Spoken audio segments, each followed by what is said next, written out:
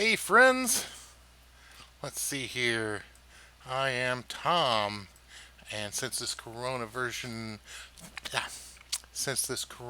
disruption started, I've been hosting this vlog to eat beef jerky and connect across the internet. The beef jerky part is silly and pointless. I'm not a food critic, but this vlog has let me explore some fun ideas with you, especially regarding game design, and I plan to keep doing it. It is the 10th of June. Um, And it's starting to be summertime, absolutely, here in Ohio. In fact, I flew my model airplanes very successfully just a couple of days ago. Of course, I try to go in the morning to this field. It's basically, just a big field next to a water tower that's owned by the city, only to find that a huge number of city workers are out there mowing the place. And they were out there all morning. So I was like, But I actually managed to get some flying in the evening, and that was great. But what I want to talk to you about today is this image. So this image um, was procedurally generated for me personally and only. And I did it. Let me check Facebook and make sure, because I actually mentioned it here. I could tell you the actual website to go to. Let's see, here it is. It is Asgar at GitHub, sorry, asgar.github.io. Asgar's fantasy map generator. I'll spell Asgar, Azgaar. Um, Now, that is not the only fantasy map generator in existence in the world. There are actually many now where there were none, and I can assure you there were none because I lived during a time when there were none.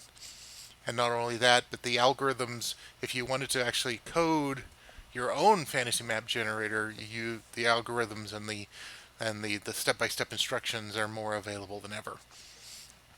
It gets back to a theme that I'm a total broken record about, which is that every year it gets easier to make your own video games. Um, and incidentally, it actually makes it easier every year to make your own games, period. There are now game crafter websites that will custom print your cards, custom print your little meebles, custom print your game boards, custom print your dice. Will do everything to let you build a board game, the board game that's been in your head for your whole life. And they'll do very small print runs. It's not necessarily cheap, but it's cheap enough that you can get it done, and you can have the game on hand to show your friends and to play test with, and to take it then to Gen Con and try to shop it around, which is how all these games work. You go to Gen Con, you go to Origins. I think now you can go to PAX Unplugged, and that you traipse out there with your board game prototype under your arm, and you try to sell it to any number of board game companies. Um, all these resources weren't here 5, 10, 15 years ago, including this generated map, which is very pretty, um, and which I took no time at all to find on the internet, and no time at all to create this map using its very easy to use tool. So again, whatever kind of game you're making, there's no better time, because the assets and the help, the stuff you need to build it has simply never been more available, never been more accessible than it is now. That's kind of what I wanted to say about that image. I don't want to talk your ear off about it, because we have been enjoying Mythical Meats. This is a 10-pack, and we have 3 left. We've eaten ostrich, we've eaten chupacabra and griffin and dragon and lots of other flavors. And there are 3 left in this bag. I'm sure you're dying to know which one I will randomly pick out today. So let's get right to it, shall we?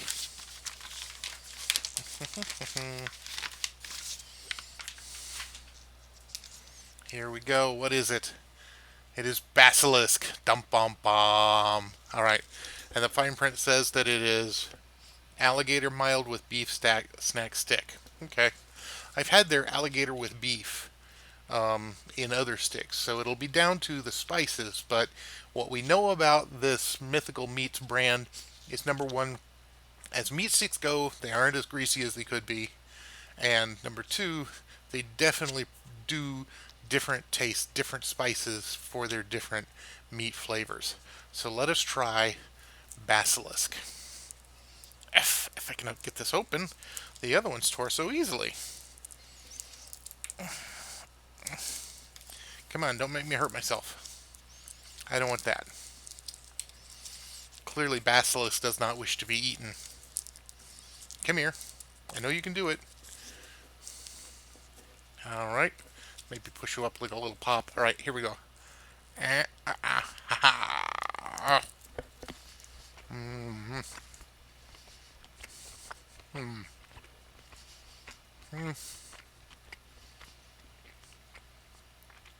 So far, so inoffensive. Not bad. Kind of waiting for the spice to kick me in the teeth. Doesn't seem to want to do so though.